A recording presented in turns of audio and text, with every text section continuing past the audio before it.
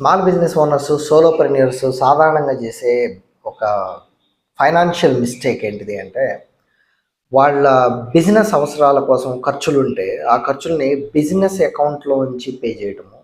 అలా కాకుండా ఒక్కోసారి పర్సనల్ అకౌంట్‌లోంచి పే చేయటం.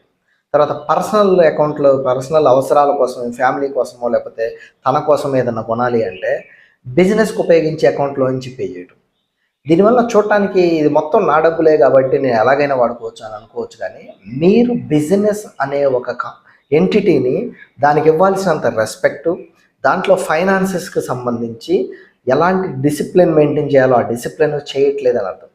ఇలా ఉన్న రీసోర్సెస్‌ని కంటిన్యూగా అటు ఇటు ఎలా పడితే అలా కన్‌ఫ్యూజన్‌గా వాడేస్తే, చివరికి మన బిజినెస్‌లోంచి మనకేం కావాలి? బిజినెస్‌లోంచి పర్సనల్ లైఫ్‌కి ఎంత రావాలి? వచ్చిన దాంట్లోంచి మన లైఫ్ స్టైల్ ఎంత మెయింటైన్ చేయాలనే స్పష్టత ఉండక క్యాష్